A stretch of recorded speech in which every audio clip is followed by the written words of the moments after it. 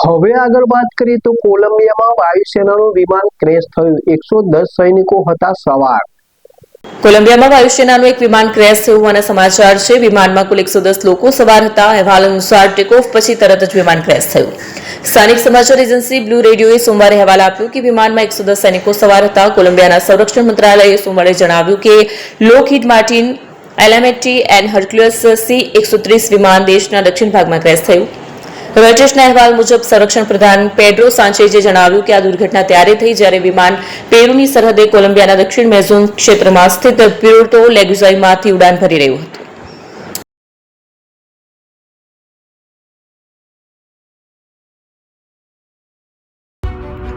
AP jewellers Sabarkantha Aravalli જિલ્લાનો વિશાળ એકમાત્ર શોરૂમ પ્રાંતિજ ખાતે આવેલ છે।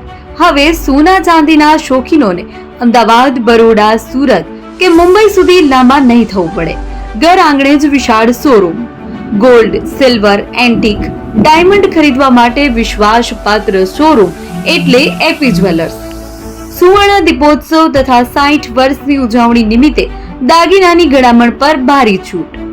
જૂના અને જાણીતા છેલ્લા 60 વર્ષથી પેઢી કાર્યરત હવે નવા રંગમાં અદ્યતન શોરૂમ એટલે એપી જ્વેલર્સ। સોના ચાંદીની વધારે અવનવી વેરાયટીઓ, ડિઝાઇન હાજર સ્ટોકમાં એકમાત્ર એપી જ્વેલર્સમાં જ જોવા મળશે।